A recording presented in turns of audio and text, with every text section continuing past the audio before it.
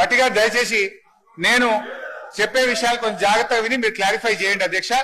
Finance department లో ఇది statement of physical policy to be laid on the table of the Telangana state legislature. నిన్న మీరు ఇచ్చిన కాగితం అధ్యక్ష, నిన్న బడ్జెట్ లో మీరు ఇచ్చిన పేపర్, ఇందులో పేజ్ నంబర్ 14 పారా D5 అధ్యక్ష. ఇది అధ్యక్ష ఒకసారి చూసుకోండి అధ్యక్ష. దీని ప్రకారం అధ్యక్ష ప్రభుత్వం గ్యారంటీ, ఇది అప్పుల గురించి చెప్తున్నా అధ్యక్ష, ప్రభుత్వం గ్యారంటీ ఇవ్వని రుణాలు out standing risk weightage guarantee కిందికి రావని చెప్పారు. నంబర్ 1. మీరిచ్చిన వైట్ పేపర్ అధ్యక్ష, ఇది అసెంబ్లీలో బట్టి గారు పెట్టిన వైట్ పేపర్ అధ్యక్ష. వైట్ పేపర్ ప్రకారమైన నిన్న మీరు అసెంబ్లీలో పెట్టిన సోషో ఎకనామిక్ అవుట్లుక్ 2025 ప్రకారం ఇందులో పేజ్ నంబర్ 36 లో చెప్పారు అప్పుల గురించి. దాని ప్రకారమైన అధ్యక్ష మన బీఆర్ఎస్ హయాంలో ఎస్పీవీల ద్వారా చేసుకున్న అప్పు 1,15,599 కోట్లు మాత్రమే. అయితే వీళ్ళు కార్పొరేషన్లు తీసుకున్న అప్పులు, కార్పొరేషన్లే చెల్లించే అప్పులను 5% వెరీ లో రిస్క్ కింద చూపించారు. సరే 89,569 కోట్లకు వెరీ లో రిస్క్ కింద తీసుకుంటే కూడా 4,478 కోట్లు మాత్రమే.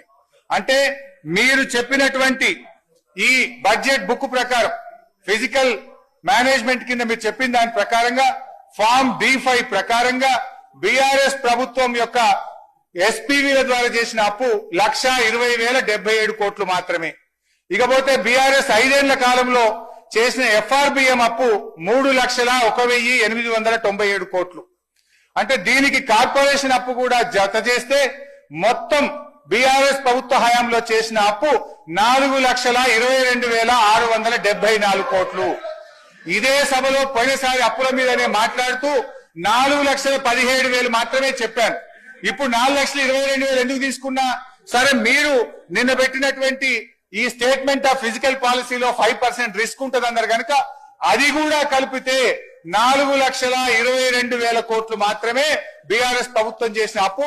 నేను ఈ డాక్యుమెంట్ కూడా బట్టి గారికి పంపిస్తా, ఈ స్టేట్మెంట్ కూడా వారు చూసి క్లారిఫికేషన్ ఇవ్వమనండి అధ్యక్ష.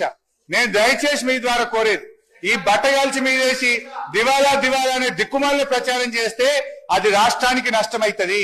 కేవలం బీఆర్ఎస్ మీద బురద అనే ఉద్దేశంతో అప్పుల లెక్క చూపొద్దని ముఖ్యమంత్రి గారు, ఇతర మంత్రులు, ఫైనాన్స్ మినిస్టర్ గారికి నేను మనవి చేస్తున్నా.